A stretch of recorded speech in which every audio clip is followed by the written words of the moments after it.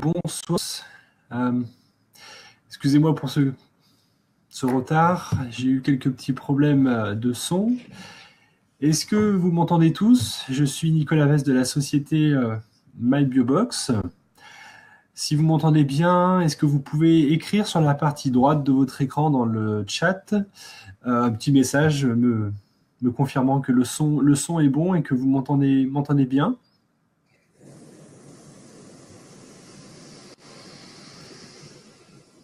Bérénice, ça semble OK. Jean-Paul Robert également. Suzanne aussi. Parfait, parfait, parfait, parfait. Alors, ce soir, je suis accompagné de Aline, qui travaille aussi pour MyBiobox et qui va, je pense, pas tarder à nous rejoindre en vidéo et aussi en son.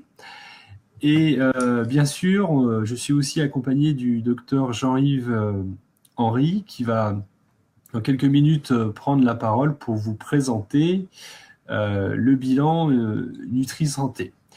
En même temps, vous l'avez remarqué, Jean-Yves partage son écran parce qu'il a le souhait effectivement de vous afficher, de vous présenter quelques diaporamas et aussi et surtout un bilan pour être très concret. Donc, est-ce qu'on m'entend, Nicolas? Écoute, Aline, oui, on t'entend. En tout cas, moi, je t'entends bien. Est-ce que les participants... Bonsoir à tous. Bonsoir à tous. Bonsoir Bérénice, Jean-Paul, Suzanne, Jennifer, Anne-Sophie, Ariane, Laurence, Gilles, Jennifer. Je suis désolée Visiblement, j'ai un petit problème de caméra. Donc, ce soir, je ne sais pas si je vais réussir à montrer mon visage et c'est dommage parce que je me suis fait un joli chignon. En fait, voilà. En tout cas, on m'entendra. Et je tenais à me présenter à ceux qui ne me connaissent pas encore. Donc, je travaille effectivement pour la société MyBiobox depuis janvier dernier. Et voilà. Et en fait, c'est moi qui vous assiste dans toutes vos démarches pour démarrer avec les bilans nutrition santé. Effectivement, ce soir, je vais essayer d'assister le docteur Jean-Yves Henry dans la présentation des bilans nutrition santé de MyBiobox. Donc, sur la partie droite, comme disait Nicolas, vous avez le chat public sur lequel je vous invite à poser toutes les questions qui pourraient vous venir à l'esprit en cours de webinaire. Après la présentation du docteur Henry, on prendra un petit moment pour essayer d'y répondre. Et voilà, et être à votre écoute à ce moment-là si vous avez d'autres questions. Effectivement, pour continuer sur ce que tu disais, Aline, écrivez bien vos questions dans le chat. On veillera à bien les énoncer oralement pour que tout le monde en profite. Et on posera ces questions-là donc à Dr Jean-Yves Henry. Je me permets d'interpeller justement Dr Jean-Yves Henry pour lui demander d'activer son micro dans l'interface d'Emio, puisque pour qu'on l'entende, voilà, le petit bouton, parfait. Et pourquoi pas aussi la caméra Dr Henry, comme ça on peut profiter du son et de la vidéo. Dr Henry, est-ce que vous m'entendez? Je t'entends très bien, Nicolas. Eh bien, écoutez, je pense que l'Assemblée vous entend. Je vous confirme, Dr Henry, que l'on voit aussi votre présentation PowerPoint, que vous pouvez peut-être mettre en plein écran pour que tout le monde la voit encore mieux. Et je vous propose, sans plus attendre, de prendre la parole et de nous présenter le bilan nutrition santé.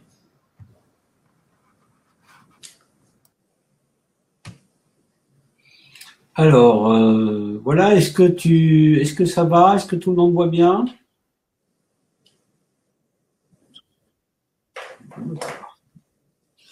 Alors, je vais essayer de vous faire un petit survol de ce qu'est un bilan nutrition santé pour ceux qui ne le connaissent pas encore. Hein. Donc, c'est un ensemble de tests biologiques qui est un peu l'aboutissement d'une recherche d'une trentaine d'années pour arriver à définir ce qu'est le terrain du patient et les troubles qui peuvent apparaître sur le terrain du patient. Alors, Donc, la différence qu'il y a entre la biologie classique et ce type de biologie, c'est que la biologie classique, c'est celle qui se fait en laboratoire. Elle s'est surtout développée autour de la notion de diagnostic, et en particulier de diagnostic nosologique, c'est-à-dire le nom de la maladie. Par exemple, on dose l'acide urique pour avoir un diagnostic de goutte, on va doser le sucre pour avoir un diagnostic de diabète, et ainsi de suite. Alors évidemment, ça, c'est des tests qui datent du début du XXe siècle.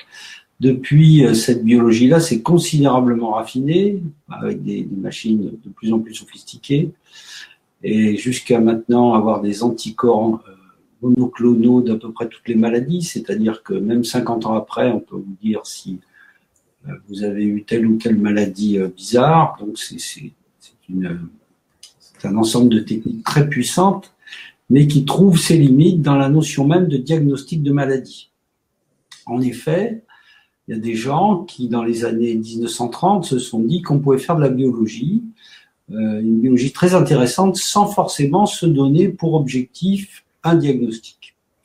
Et on a appelé tous ces bilans des études de biologie fonctionnelle, c'est-à-dire que ce sont des tests qui se donnent pour but d'étudier les régulations des fonctions organiques et des fonctions interorganiques, c'est-à-dire savoir comment les organes fonctionnent et comment ils se parlent entre eux, en laissant du côté, dans un premier temps, la notion de diagnostic. Alors, évidemment, on a fait des bilans, on a beaucoup cherché, on a fait des bilans très sophistiqués, jusqu'à plus de 50 paramètres. Et évidemment, à partir du moment où il y a trop de paramètres, tout le monde se noie un peu, donc on a sélectionné 12 paramètres dans un premier temps, pour avoir un examen de dépistage simple des désordres du terrain du patient.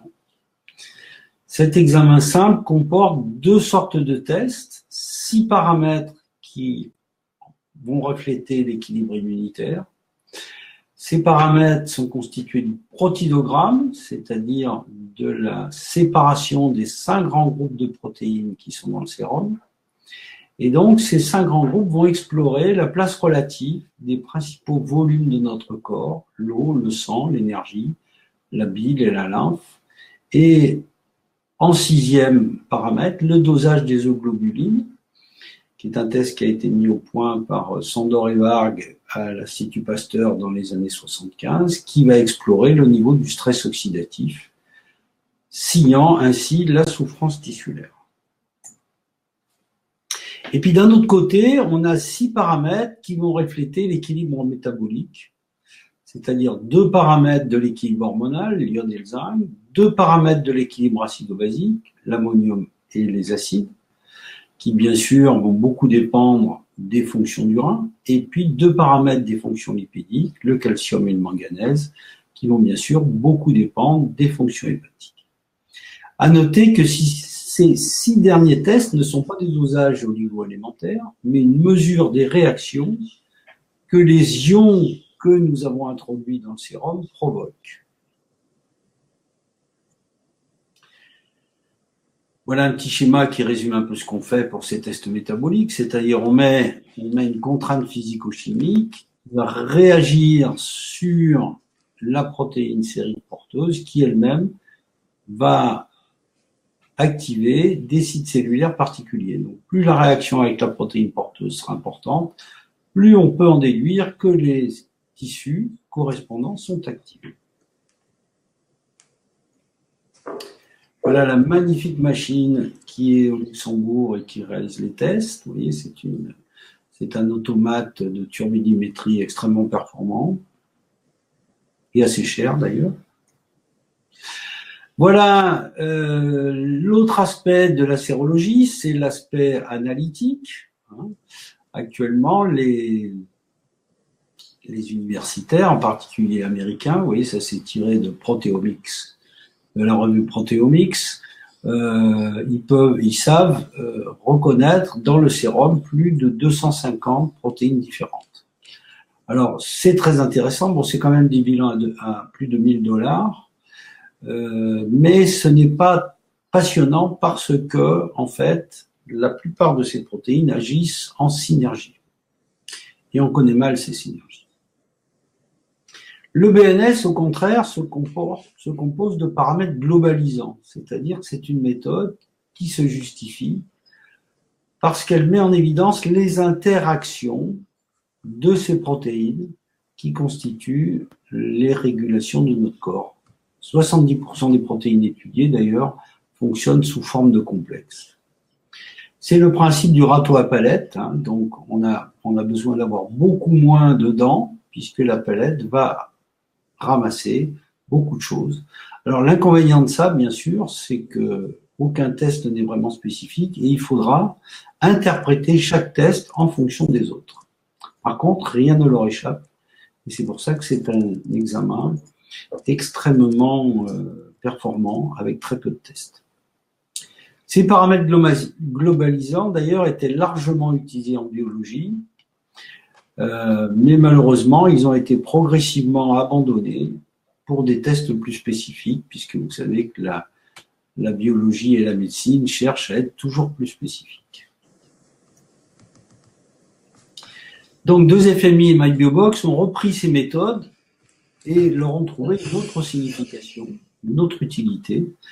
Et ainsi, nous avons jeté les bases d'une méthode qui permet d'apprécier directement les échanges tissulaires qui sous-tendent les symptômes des différents troubles observés, permettant d'objectiver les fragilités de terrain et de choisir plus précisément les différents remèdes naturels à utiliser pour une correction spécifique. Alors ça, c'est très intéressant, c'est-à-dire que on va mettre en évidence les dysrégulations du patient et on va essayer de les corriger spécifiquement sans vraiment se poser la question du diagnostic. Alors, il faudra se la poser comme tout bon praticien doit se la poser, mais elle n'est pas obligatoire pour qu'on puisse faire une correction efficace. D'ailleurs, il faut savoir qu'il y a des tas de maladies qu'on ne connaît pas, et puis il y en a des tas pour lesquels on n'arrivera jamais à poser un diagnostic. Si je peux me permettre d'intervenir, docteur Henry. D'ailleurs, il me semble que souvent les personnes, quand ils vont consulter pour faire un tel bilan, la plupart du temps, ils n'ont pas de diagnostic et ils viennent avec une accumulation de troubles, de dysfonctions, de symptômes, et ils ne cherchent pas forcément à poser un nom sur leur mal-être. Oui, c'est-à-dire c'est-à-dire qu'en fait, le diagnostic est quand même intéressant dans la mesure où c'est un cadre qui va nous permettre d'évaluer la gravité et le devenir de la maladie. Donc, on n'est pas contre le fait de poser un diagnostic, mais par contre, c'est aussi extrêmement limitant. C'est-à-dire, c'est pas parce que vous avez une maladie quelconque que vous allez la faire comme le voisin de palier.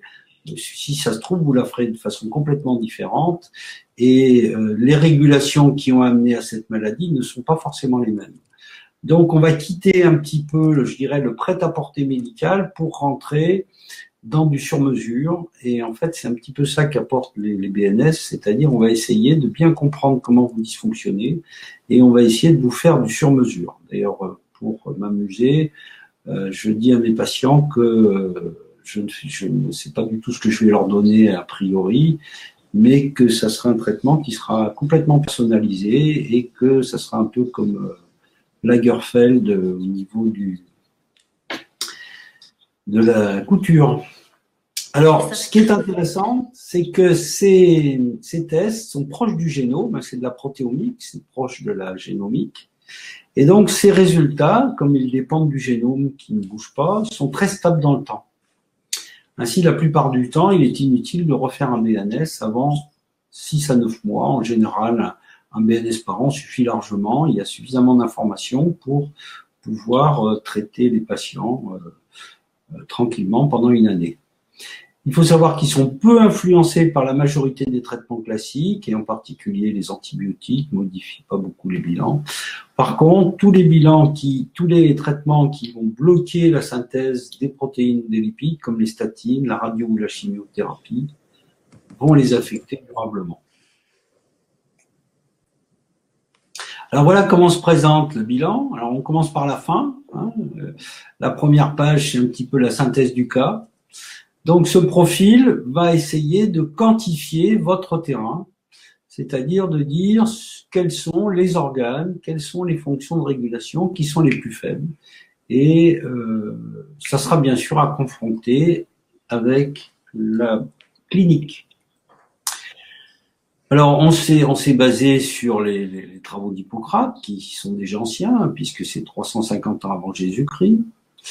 Mais c'est toujours tout à fait valable, puisque ça s'enseigne toujours en faculté. Et puis surtout, c'est très intéressant en termes de définition clinique. Hein. On voit que les gens peuvent évoluer vers des maladies inflammatoires ou au contraire des maladies dégénératives et qui peuvent présenter des aspects humides, c'est-à-dire avec des tendances à grossir et à s'infiltrer, ou au contraire des terrains secs qui vont évoluer vers de l'amaigrissement, des fissures, des ulcérations.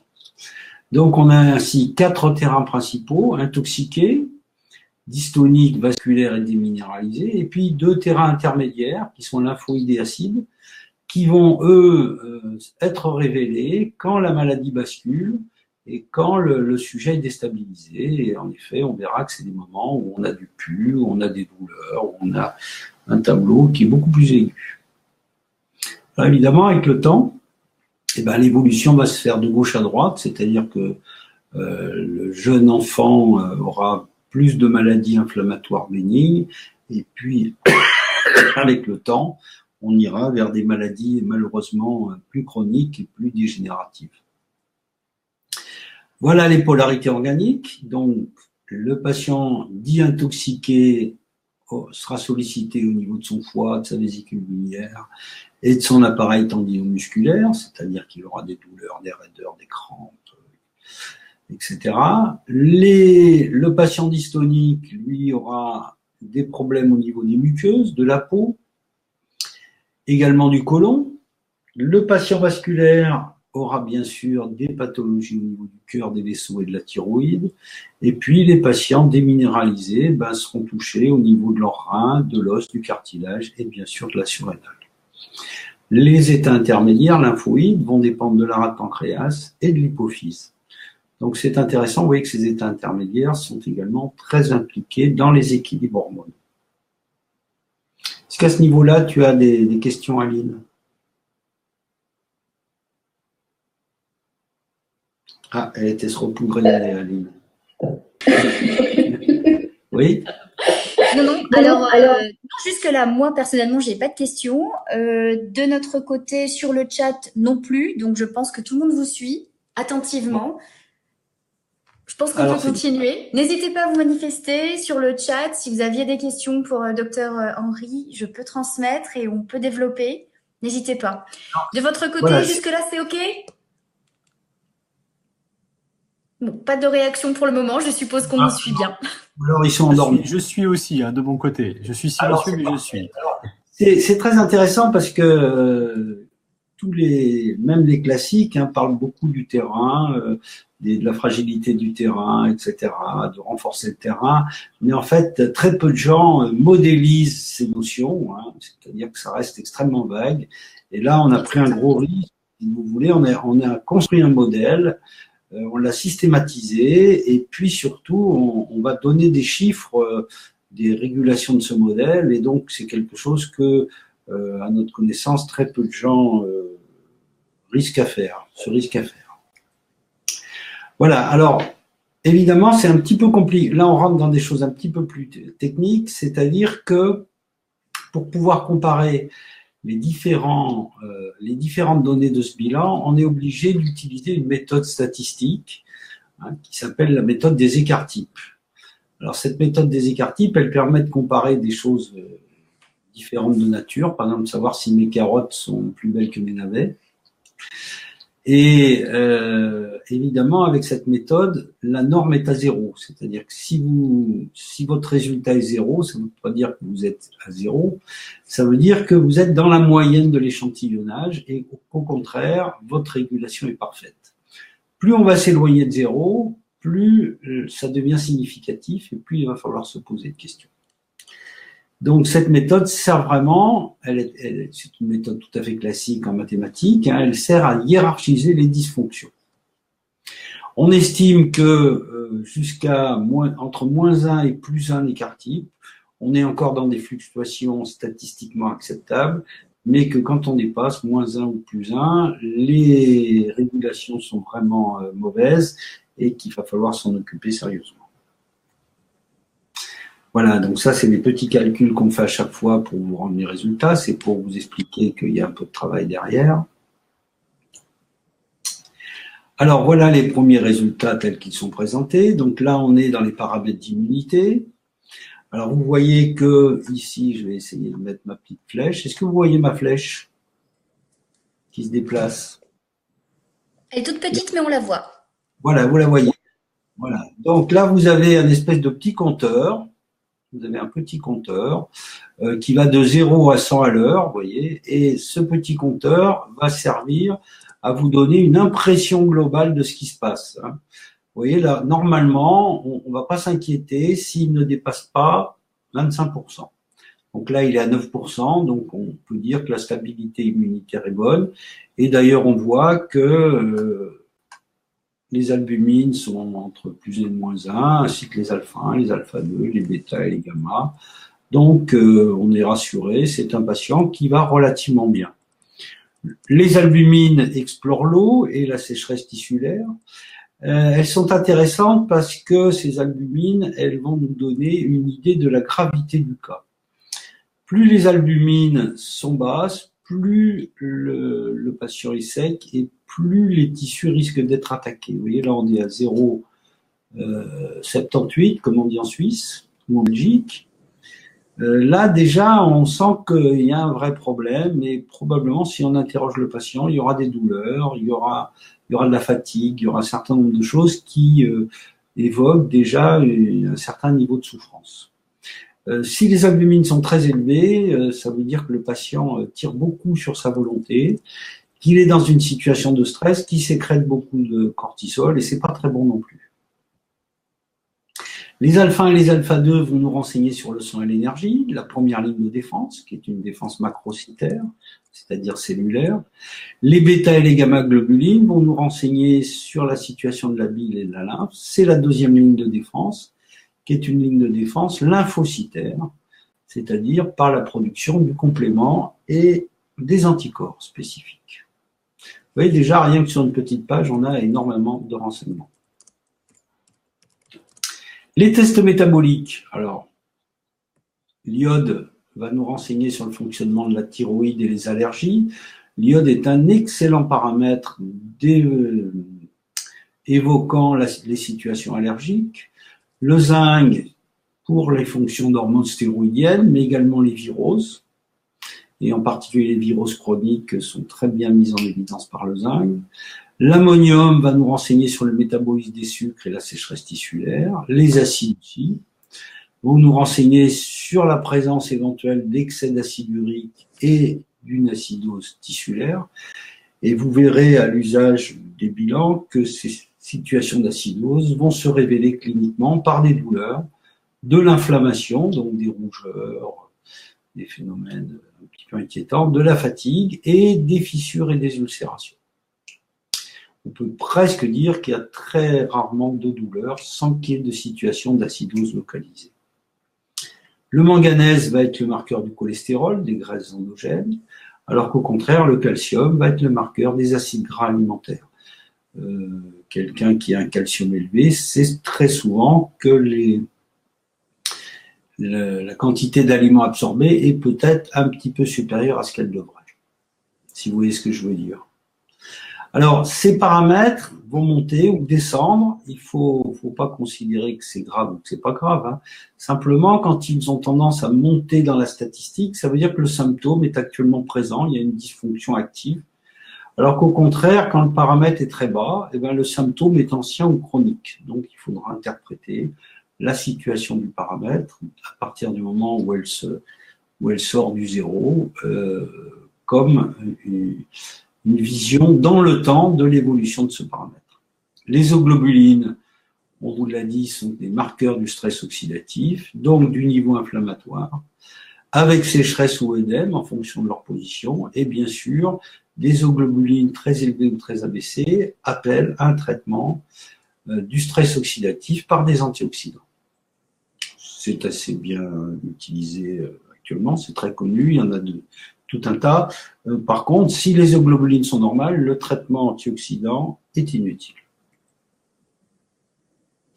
Alors en plus, à la fin, on vous propose des paramètres calculés. Alors ces paramètres calculés sont très intéressants parce qu'ils vont nous permettre de faire une espèce aussi de synthèse du cas.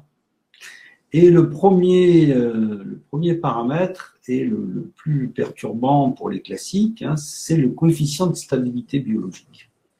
Ce coefficient de stabilité, il fait la synthèse de toutes les données et il vous dit si votre état biologique est stable. Évidemment, s'il était parfait, si tous les paramètres étaient à 0, vous seriez à 100%. Si tous les paramètres étaient à plus ou moins 3 écarts types, vous seriez à 0%. Mais là, je serais très inquiet parce que vous iriez très mal. Donc, normalement, ce coefficient de stabilité biologique, si la stabilité est bonne, si on a le temps, si la maladie n'évolue pas trop vite, il est supérieur à 75%. S'il passe au-dessous de 75%, attention, il y a une mauvaise stabilité biologique, donc vous risquez de changer de maladie, d'aller vers une maladie souvent plus grave, et surtout, on risque de voir apparaître des nouveaux symptômes. Donc là, il faut se dépêcher, il va se passer quelque chose. Plus spécifiquement, on a calculé un coefficient de vieillissement vasculaire, hein, c'est-à-dire la vitesse de dégradation du lit capillaire. Vous savez qu'on n'a que l'âge de ces artères. Et normalement, on vieillit tous de façon modérée au niveau capillaire, mais il y a des gens qui ont des vieillissements vasculaires beaucoup plus rapides, et c'est intéressant de le signaler, et c'est intéressant de mettre en place des protecteurs vasculaires pour justement essayer de ralentir ce vieillissement vasculaire. Alors, le système a des bases de données qui sont importantes, essentiellement sur 4 secteurs. Ces bases de données donc, sont appelées par les résultats du BNS et on va vous faire un certain nombre de propositions de corrections spécifiques. Alors, la nutrithérapie comprend la diététique, qui va limiter les hyperstructures, la micronutrition, c'est-à-dire on va vous proposer selon le cas, d'utiliser des vitamines, des immunosérums, des sels, des oligo-éléments qui vont relancer les fonctions. Les plantes qui vont nourrir les structures et régulariser les fonctions, et ce très spécifiquement. La plante, pour moi, ça constitue le cœur de la thérapeutique. Les fleurs de bac seront utilisées pour les chocs émotionnels. Les huiles essentielles amèneront beaucoup d'énergie et seront utilisées pour débloquer les situations de blocage localisé. Les huiles essentielles, je me permets de vous le signaler, évitez de les mélanger, hein, on ne sait pas trop ce qu'on fait quand on les mélange, et surtout, évitez de faire des traitements trop importants en quantité et surtout trop longs. Vous allez saturer les récepteurs et vous allez bloquer les émonctoires. L'idéal, c'est de choisir 1 ou 2 remèdes, de les prescrire et d'observer l'effet pendant quelques semaines, quitte à en changer ou à en rajouter d'autres si cela ne vous convient pas. Alors évidemment, la plupart des prescripteurs voudraient avoir un résultat à tous les coups et puis ils ont peur de rater le patient, donc ils prescrivent trop de choses et c'est ennuyeux parce que plus vous prescrivez de choses, moins vous pouvez vous rendre compte de l'effet et donc moins vous allez progresser. Donc je vous encourage à être assez spécifique dans votre traitement, quitte à le changer si c'est insuffisant. Tout à fait. Et pour les collègues naturopathes qui sont en ligne avec nous ce soir, de toute façon, ils le savent bien. Ce qu'on cherche à faire avec le soutien de thérapeutique naturelle, c'est d'aller aider, de soutenir les fonctions d'auto-guérison du corps. Donc, il faut vraiment simplement apporter un soutien à l'organisme avec les plantes. Et effectivement, comme le disait Dr Henry, ne pas saturer les récepteurs, parce qu'on fausserait les résultats de toute façon. Voilà. Merci. Le BNS donc est une méthode d'identification globale des déséquilibres tissulaires. Il s'appuie sur un bilan plasmatique, 12 tests de turbidimétrie assistés par un programme expert. Cet outil permet non seulement une photographie assez complète à un instant donné de l'état des régulations tissulaires d'un patient et des désordres physiologiques potentiels, mais il présente également un caractère prédictif par la caractérisation du niveau d'homéostasie et la proximité d'un état d'instabilité l'entraînant vers une autre manifestation pathologique. Alors ça, c'est très intéressant parce que la biologie précède la clinique. C'est-à-dire que même si vous allez parfaitement bien, si votre bilan est assez perturbé, on peut vous dire que dans les 3 mois, il va se passer des choses. Donc c'est quand même extrêmement intéressant de pouvoir mettre en place un traitement préventif pour que vous continuiez à ne rien sentir du tout. Merci Alors beaucoup. voilà quelques petites références de gens qui ont travaillé sur les bilans biologiques de ce type. Et puis, j'ai rajouté une petite page pour signaler aux praticiens que nous faisons notre séminaire annuel d'actualisation des connaissances les 5 et 6 mai à Port-Camargue. Et là, évidemment, vous pouvez venir avec vos bilans et toutes vos questions. Et pendant 48 heures, nous serons à votre disposition. Et en même temps, nous vous présenterons toutes nos nouvelles recherches. Et en particulier, vous voyez, on a fait tout un tas de travaux sur les banques de données. Et on vous présentera nos travaux futurs sur lesquels nous allons développer la méthode dans les années à venir. Voilà.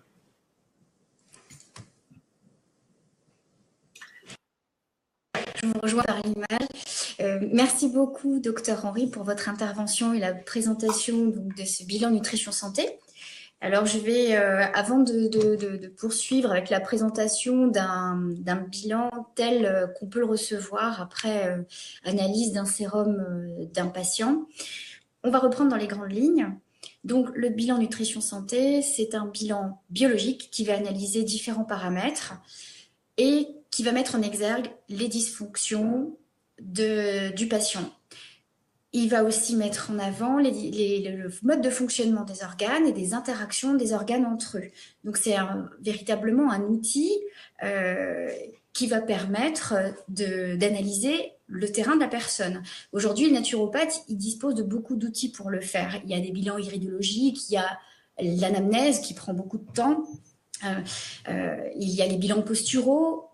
Beaucoup de choses peuvent aider à établir le portrait général de la personne sur sa vitalité et sa santé en global. Pour autant, le bilan biologique, il va permettre de venir corroborer les paramètres que vous aurez déjà notés avec vos autres bilans de façon plus précise, forcément plus biologique, ce qui va aussi rassurer vos patients. Donc, c'est véritablement un outil de choix pour le naturopathe pour l'aider au mieux à rassurer la personne, aller au plus précis et aller au-delà de la subjectivité qui dénote parfois de certains bilans lors d'une anamnèse, par exemple. Voilà, donc maintenant, je vais demander au docteur Jean-Yves Henry, de poursuivre avec la présentation d'un BNS, d'un bilan, ce qu'on appelle le bilan qui va comporter toute la fiche clinique de renseignement du patient. Vous l'avez en ligne, Jean-Yves? Non, je ne l'ai pas en ligne. Alors, j'ajouterais que actuellement, non, je ne l'ai pas là. Vous voulez que je vous en mette un? Oui, s'il vous plaît. Comme ça, on pourra présenter en fait de quelle façon, vous, en tant que prescripteur, vous allez recevoir les bilans que vous ferez passer à vos patients, à vos consultants. Donc, pour reprendre le mode de fonctionnement, votre patient, votre consultant fera une prise de sang, d'accord? On va lui prélever du sang. Le sang, il sera... en fait, vous faites sédimenter les petits globules rouges dans le tube de prélèvement et nous, on ne réceptionne que le sérum, d'accord? Donc, le sérum sanguin, il est analysé au laboratoire du Luxembourg. En parallèle de ce sérum-là, avec votre patient, vous allez remplir une fiche clinique, ou le patient pourra le remplir lui-même, bien évidemment, mais c'est mieux de l'assister dans cette démarche pour être au plus précis. Vous remplissez cette fiche clinique avec différents paramètres à y noter, âge, poids, taille, des éléments qui vont être de l'ordre du symptôme. Et en parallèle de cette fiche clinique de renseignement, nous aurons donc les résultats du sérum en laboratoire et mis ensemble, c'est la corrélation de ces deux éléments-là qui donneront les résultats de ce fameux BNS. Voilà. Donc, est-ce que vous avez peut-être des questions à ce sujet? Peut-être sur le mode de prélèvement? Non, je ne vois rien venir. Non, pas de questions à ce sujet. Donc, en fait, les prélèvements peuvent se faire directement en laboratoire avec éventuellement une prescription d'un médecin généraliste, pourquoi pas, ou avec le soutien d'une infirmière libérale qui peut venir à domicile. Donc, si le prélèvement est fait en laboratoire, le sang est centrifugé pour récupérer le sérum. Si c'est fait à domicile, vous prenez finalement le petit prélèvement, vous allez le laisser à la verticale, bien sûr sans l'avoir secoué au préalable, très important.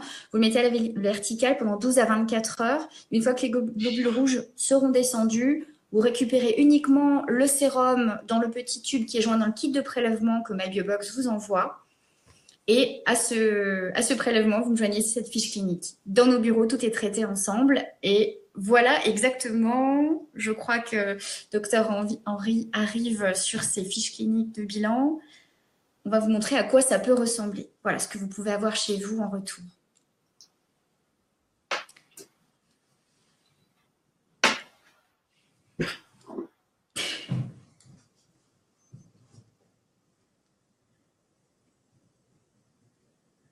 Voilà. Donc, le diagramme que vous voyez là, ce schéma correspond à celui que vous aviez vu précédemment dans le PowerPoint. Donc, il va vous donner la tendance biologique de votre patient. Il va plutôt tendre à avoir un terrain lymphoïde, dystonique, vasculaire, selon ses résultats. Donc, Jean-Yves Henry, je vous laisse poursuivre la présentation du BNS. Par exemple, là, c'est très intéressant. On voit que c'est un patient qui est dystonique et qui va progressivement passer en phase acide et puis progressivement également en phase déminéralisée. Donc, il est plutôt mince. Je dirais qu'il est plutôt mince et il est plutôt en déficit hormonal. Voilà. Alors, en effet, quand on regarde l'IMC, il a un IMC tout à fait correct, mais c'est pas un gros. Si on regarde les paramètres d'immunité, on voit en effet que les albumines sont basses. Donc, ça signe bien la sécheresse. Il manque du sang. Donc, le sang et l'eau, c'est les deux grands liquides de l'organisme. Donc là, on sait déjà que le patient est sec. Un patient sec, il a mal, il est raide, mais il a de l'énergie, il n'est pas fatigué. Et par contre, il a un problème de foie, il a un engorgement hépato-vésiculaire important, mais il a un déficit d'anticorps. Voilà. Je précise que c'est une patiente que je connais pas du tout. Donc là, on joue un peu au marc de café.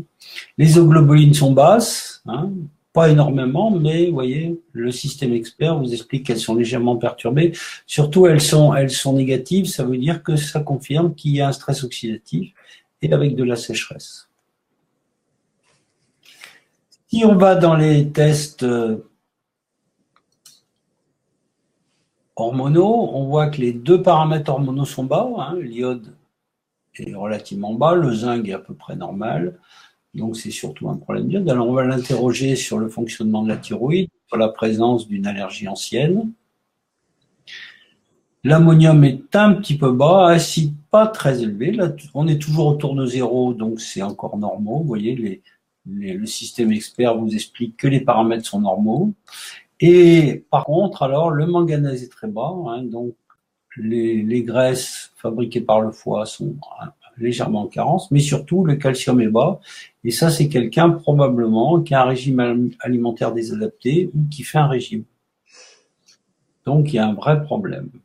Alors, si on regarde la dynamique de l'état de santé, on est au-dessus de 75%, donc c'est pas mal.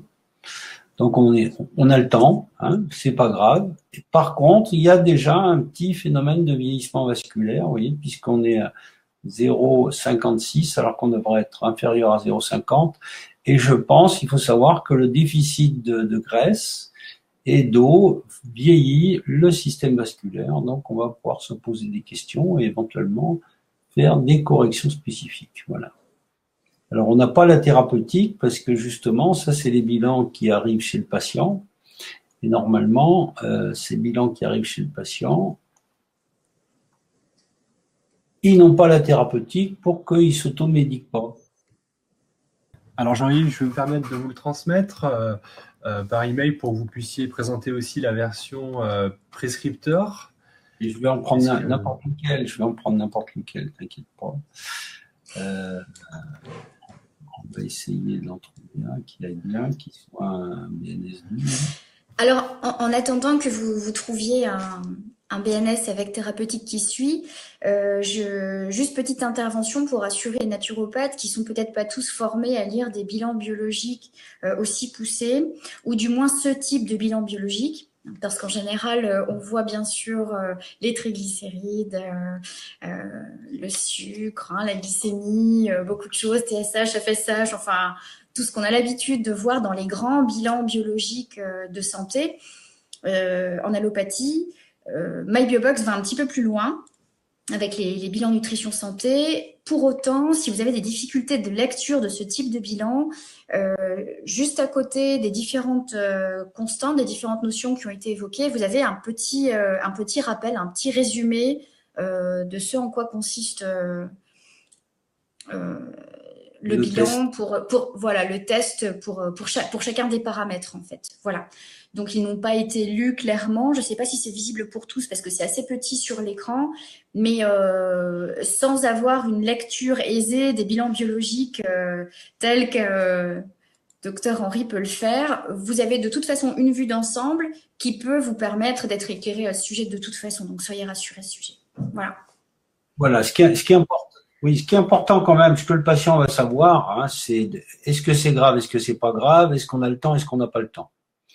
Voilà. Et puis après, il faut bien sûr essayer de le rassurer pour qu'il ne s'inquiète pas, parce que c'est vrai que beaucoup d'angoissés qui vont fantasmer sur un résultat biologique, mais surtout ça va vous indiquer les priorités pour l'axe de vos traitements. Ça, c'est vraiment très important, c'est ce qui fait la différence.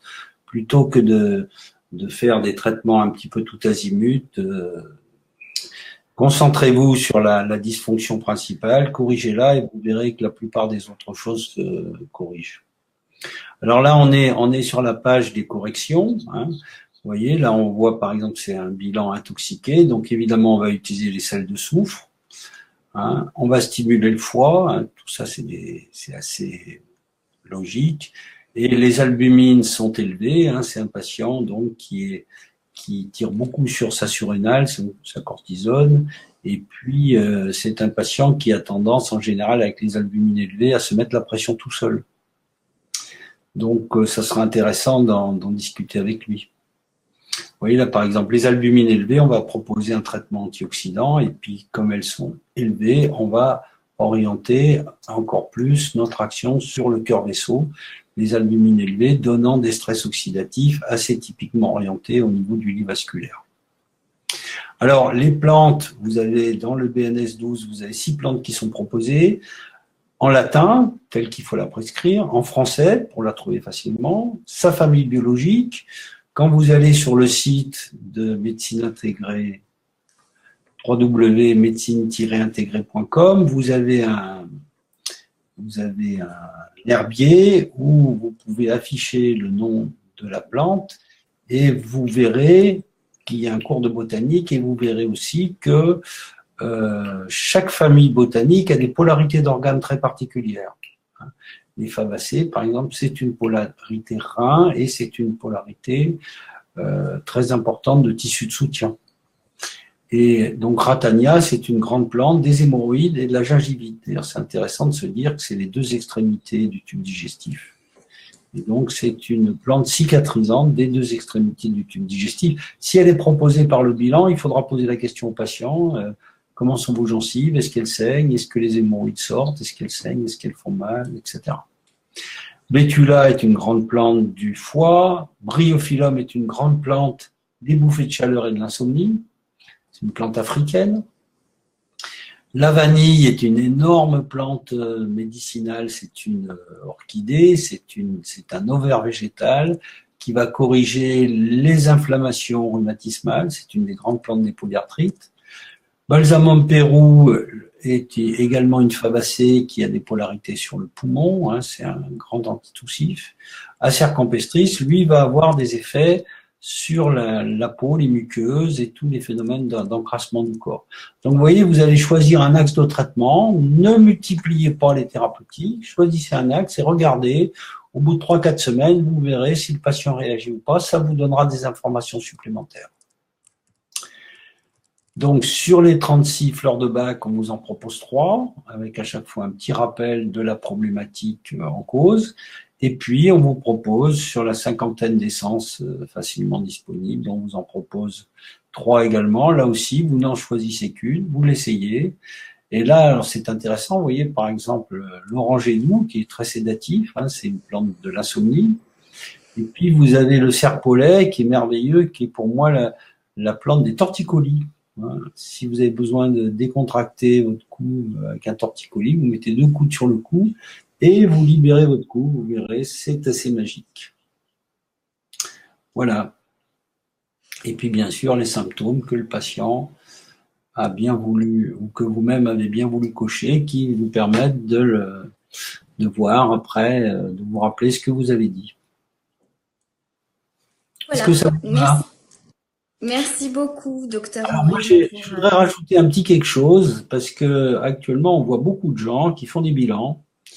Il y a 2 types de bilans qui ont la cote actuellement. Il y a les bilans avec des genre physioscan, si vous voulez, qui sont des bilans qui se font, qui sont très prisés par les naturopathes parce qu'on n'est pas dans le sang.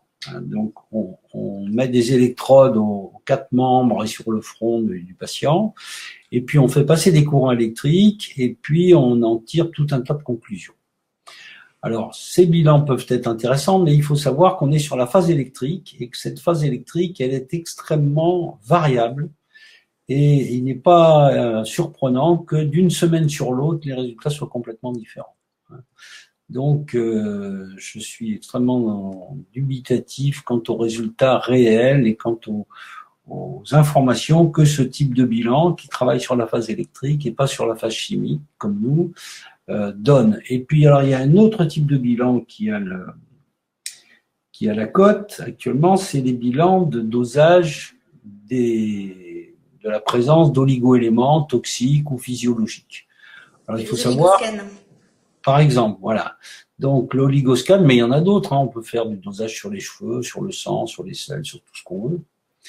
Malheureusement, là aussi, ça ne donne pas énormément d'informations, et en particulier, ça ne précise pas le terrain, parce que nous sommes tous relativement polyintoxiqués, hein, du fait de notre environnement, de notre alimentation, etc.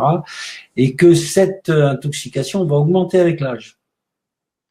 Et donc, il faudra toujours la rapporter à l'âge du patient. À partir du moment où vous avez 50, 60, 70 ans, eh bien, vous avez à peu près tous les polluants possibles et imaginables. Et évidemment, vous pouvez toujours espérer en enlever un peu, mais ça ne sera pas très efficace. Effectivement, merci beaucoup pour cette présentation, docteur Henry. Je vois que de côté, on n'a pas eu beaucoup de manifestations, pas beaucoup de questions, mais c'est pas grave. On va quand même relever celle d'Ariane de Robien, qui se demandait pendant combien de temps, pendant ou après une chimiothérapie ou une prise éventuelle de statine, les résultats d'un BNS pouvaient être affectés. Alors, c'est une très bonne question. Alors, il y a 2 genres d'hypolipémiants, hein. Il y a les fibrates et les statines. Alors, il faut savoir que les fibrates, on les a découverts parce qu'on s'est rendu compte que les paysans qui utilisaient des insecticides avaient des cholestérols très bas. Donc, on a fabriqué le fibrate à partir des insecticides qui perturbaient gravement la fonction du foie de ces braves agriculteurs. Et puis les statines, c'est pareil, c'est à partir de la levure de riz rouge qu'on a mis ça au point. Alors c'est une véritable chimiothérapie, hein, donc ça bloque la synthèse du cholestérol dans le foie, ça a un effet immunodépresseur, et puis ça bloque aussi la synthèse des phospholipides, c'est-à-dire que ça favorise les troubles de mémoire et probablement l'évolution vers l'Alzheimer. Alors, il faut bien, pour répondre plus précisément à la question, il faut bien compter 2 mois. C'est-à-dire que le patient qui vient, vous lui proposez d'arrêter le traitement. C'est assez facile, hein, vous prenez le Vidal et puis vous lui montrez tous les effets secondaires de ce médicament. En général, il a il a des crampes, il a tout un tas de phénomènes. Et donc, vous le rassurez, vous lui dites que c'est pas grave d'avoir du cholestérol, que le cholestérol ne bouge pas les artères, c'est la fibrine qui bouge les artères, c'est pas le cholestérol. Et donc, pendant 2 mois, il arrête, et puis on va voir, au bout de 2 mois, qu'est-ce que donne le BNS, et à partir de là, on va faire un traitement qui va compenser son trouble relativement bien. Alors, il faut, là aussi, en médecine, on a un peu dévoyé la question, c'est-à-dire la bonne question, c'est pas de baisser le cholestérol, c'est de se poser la question pourquoi le cholestérol est élevé. Alors, il faut savoir qu'il y a trois causes essentiellement. Il y a les maladies génétiques. Donc là, on a des hypercholestérolémies familiales, c'est le cas le plus rare, c'est moins de 3% des cas. Et puis, il reste deux cas très intéressants. Le cas le plus fréquent, c'est les maladies métaboliques, et en particulier le diabète. Donc là, c'est pas la peine de baisser le cholestérol. Il faut mettre un régime spécifique au diabète, et puis il faut traiter le diabète, même si on n'est qu'à un stade d'hyperinsulinisme. Et puis la troisième cause, c'est que le cholestérol est une molécule qui est un marqueur de l'inflammation, et que très souvent, l'augmentation du cholestérol signe une maladie inflammatoire cachée, et que ça sert vraiment à rien de le baisser, parce que vous masquez ce signal de maladie inflammatoire, et je pense en particulier aux maladies inflammatoires du rein, qui peuvent évoluer pendant des années, parfois pendant des dizaines d'années, et se révéler par une insuffisance rénale grave au bout de ces dizaines d'années, avec comme seul symptôme biologique l'augmentation du cholestérol. Donc, quand un cholestérol monte, ça veut dire quelque chose, il faut chercher pourquoi, et le BNS est un excellent outil pour se poser la question du pourquoi. Et donc, merci beaucoup. Voilà. Merci beaucoup, docteur Henry. Donc, je reprends pour répondre brièvement à la question d'Ariane. Pour fausser au minimum les résultats d'un BNS après traitement aux statines ou éventuellement chimiothérapie, il faut patienter à peu près 2 mois. Oui. On est d'accord. Voilà. En sachant qu'ils sont quand même un petit peu bas. Alors, la radiothérapie, les gens qui ont des cancers un petit peu lourds, pour lesquels on fait des radios et des chimiothérapies, il faut savoir que leur bilan sera bas pendant 10 ans. C'est-à-dire qu'on a la radio et la chimiothérapie, surtout la radiothérapie, a grillé les moelles et a fait des lésions relativement difficilement réversibles, et donc ils auront des bilans bas. Mais c'est très intéressant parce que justement, les thérapeutiques choisies vont compenser cette tendance à la pauvreté de la production protéique, et ils auront un très bon effet. Merci beaucoup. Nous avons une autre question de Bérénice qui nous demande si, lorsque les tests à l'iode sont bas, comment peut-on savoir si c'est un problème de thyroïde ou d'allergie? Il faut le demander au patient. Alors, c'est ce que je vous ai dit, c'est un petit peu la difficulté de la méthode, c'est-à-dire que aucun test n'est purement spécifique. Donc, vous allez regarder d'abord l'autre test hormonal qui est le zinc. Si vous avez par exemple un iode et un zinc bas, ça peut évoquer par exemple une intolérance alimentaire ancienne. À ce moment-là, on pose la question, est-ce que vous avez tel ou tel type de symptômes qui permettent d'évoquer l'intolérance alimentaire? Est-ce que vous avez un goitre? Est-ce qu'il y a des pathologies thyroïdiennes dans la famille? Est-ce que vous avez une des 5 grandes maladies allergiques, c'est-à-dire le rhume des foins, qui est l'allergie du foie, l'asthme, qui est l'allergie du poumon, l'eczéma, qui est l'allergie du rein, l'urticaire et l'œdème de Queen, qui sont les allergies de la rate, pancréas, et puis la migraine, qui est l'allergie du système vasculaire. Vous voyez, donc, je vous raconte ça pour vous dire qu'en fait, votre bilan va vous fournir un certain nombre de données très intéressantes, mais il va vous permettre de poser des questions beaucoup plus ciblées aux malades, et donc de le connaître beaucoup mieux. Et donc, l'intérêt du bilan, c'est de vous procurer un autre regard vers votre malade. Et si vous posez les bonnes questions, vous verrez, c'est magique, le malade va vous répondre. Exactement. Donc en fait, c'est un grand gain de temps, mais bien sûr, il faut insister dessus. Le bilan ne se substitue jamais aux questions que vous pourrez poser et bien orienter surtout à votre patient. Voilà. Exactement. C'est un outil magnifique et il fait gagner et du temps et de l'argent. À tout le monde. Voilà. Au niveau du temps, parce que vous allez tout de suite aller sur les secteurs en difficulté. Et au niveau de l'argent, parce que vous n'allez pas taper à droite et à gauche et vous aurez une thérapeutique vraiment ciblée et minime en coût. Et donc, tout le monde sera content. Effectivement. Et le problème qui se passe souvent, c'est quand on reçoit quelqu'un en cabinet qui a des bobos un petit peu partout, on a envie d'aller soigner tous les petits bobos. Et comme vous disiez tout à l'heure, il faut noter le gros problème majeur, essayer de se concentrer dessus. Et comme de toute façon, tous les systèmes interagissent entre eux, sont interconnectés, si on va agir sur le plus gros des problèmes, ça va forcément interagir aussi positivement sur les petits bobos d'à côté. Voilà, pour schématiser très simplement. Voilà, n'oublions pas que là, on est un petit peu dans la PNEI, hein, c'est la psychoneuro-endocrino-immunologie. Tous les systèmes sont liés entre eux. Donc, allons au plus précis. Effectivement, on gagnera du temps et ça fera des patients plus contents aussi. Voilà. On a une autre question qui nous arrive rapidement parce qu'on est bientôt à la fin de ce webinaire. Ariane qui nous demande, à part zinc et iode, quels autres paramètres pourraient indiquer une intolérance alimentaire? Alors tous, tous, parce que en fait les intolérances alimentaires apparaissent dans des situations, essentiellement dans des situations de sécheresse. Donc évidemment, par exemple, vous avez les albumines des albumines basses déjà évoquent un phénomène de sécheresse, donc on va y penser.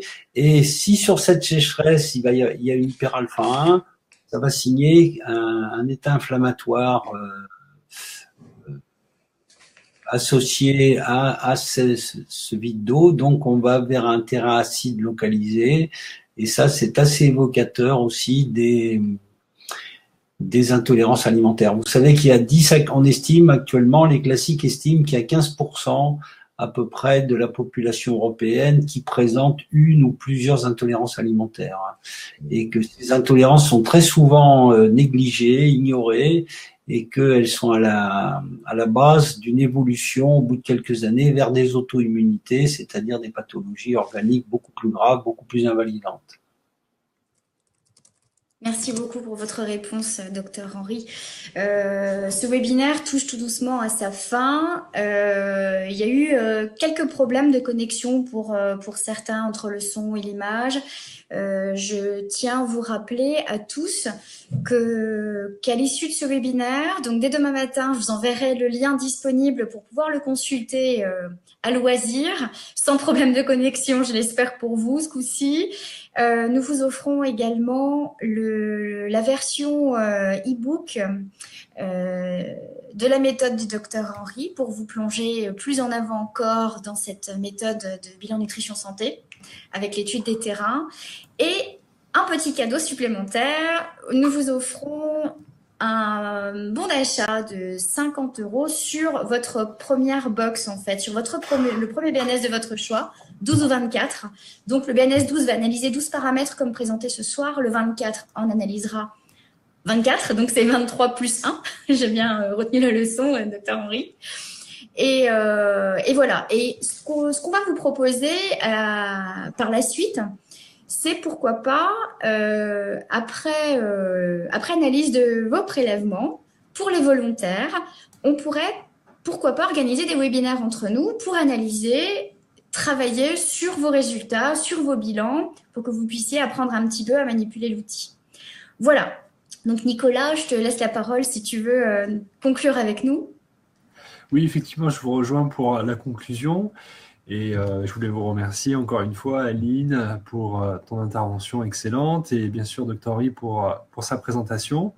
Et effectivement, je confirme l'idée que vient d'évoquer Aline. Il y a une phase d'apprentissage sur ces bilans. On veut absolument vous accompagner, donc ne soyez pas inquiets. Aline est votre interlocutrice privilégiée. Elle répond au téléphone qui est présenté sur notre site, aux emails. Dr. Henry est très disponible aussi.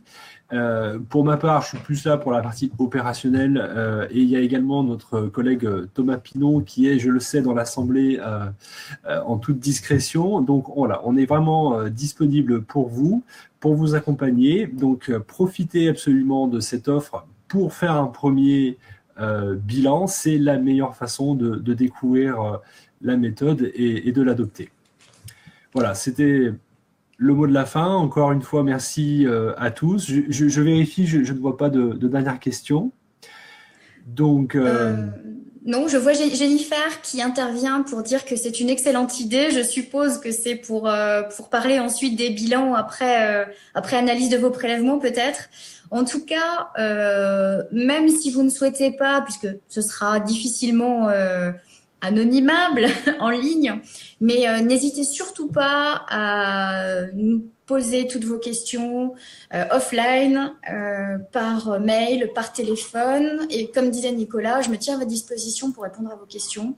Transmettre éventuellement à Dr Henri quand je ne peux pas répondre pour lui. Et voilà, donc dès demain, je vous fais un petit mail avec le lien de cette vidéo pour que vous puissiez la regarder tranquillement chez vous a posteriori. Et voilà, je vous souhaite une agréable soirée à tous et à très bientôt, j'espère, pour la suite. Merci. Bonsoir. merci à tous. Bonsoir. Merci, bonsoir, à bientôt. À À bientôt. bientôt.